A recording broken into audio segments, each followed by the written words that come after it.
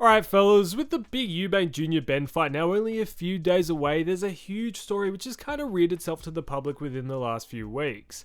And although it's made a lot of the press, there hasn't been too many of us on YouTube really talking about it, because it's a bit of a tough one to talk about. Of course, that being Chris Eubank Sr. hating the fight which is about to happen in a few days' time. He doesn't see this as a legacy fight for his son and their family. He sees this more as a mark of shame.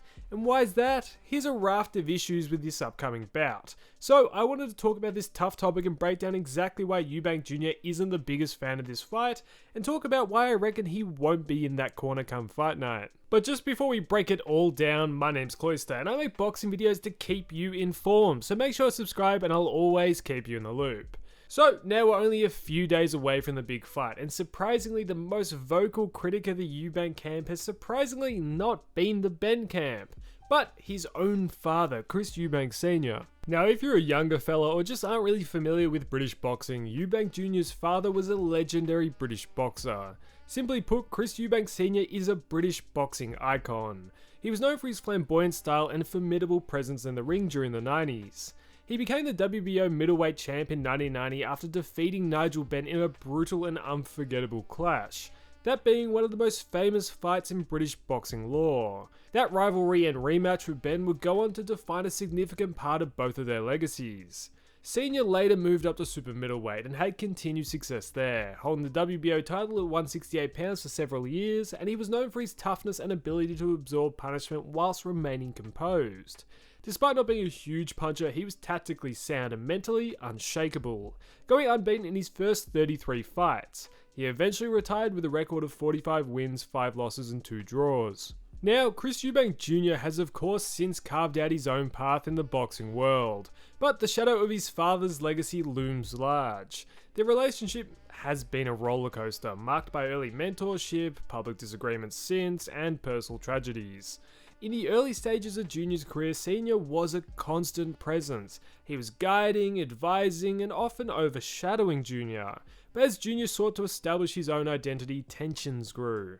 Whilst it was long rumoured that there was a ton of trouble behind the scenes, this bout with Benn, which is the biggest of Junior's career and draws off the legacy of his father, has dragged these family issues into the public light. Senior has been massively vocally opposed to the fight, citing concerns about the weight cut and potential health risks. He believes this fight is unnecessary and dangerous, especially considering Junior's age and the physical demands of dropping down to 160 pounds. His opposition is not just what's right, say boxing wise, it's actually pretty deeply personal. He's haunted by the memory of Michael Watson, a former opponent who suffered life-altering injuries in the ring. He's carried that guilt for decades and it's shaped his perspective on boxing safety. Although through this promotion you probably mainly heard about Benn's weight dramas in this fight, having to jump up a couple divisions to take the fight in the first place. But the larger problems surrounding the weight really come with Eubank Jr. This fight's at 160 pounds. Eubank Jr. started his career at middleweight and then moved up to super middleweight at the age of 27, from 160 pounds to 168 pounds. His father did a similar thing at 26, because as you get older, you just can't keep cutting down the weight. Yet only a few years later, Junior would decide to go back down to 160, and now he's 35, and of course making that weight cut is a lot harder. Most of Senior's criticisms stem from the weight.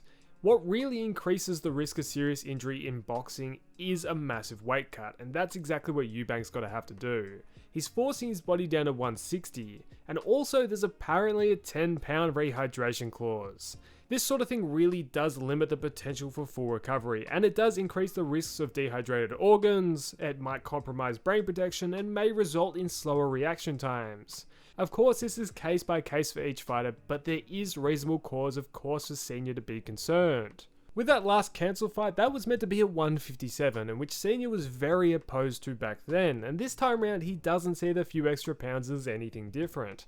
And really I can't blame him. He's a father, and no matter how removed he is from his son, he's seen the real ugly truth of boxing and he knows what a brutal weight cut can do. Although, let's be honest, he's been far removed from his son's camp for quite some time now, and Eubank has been fighting consistently at 160 pounds for the past however many years.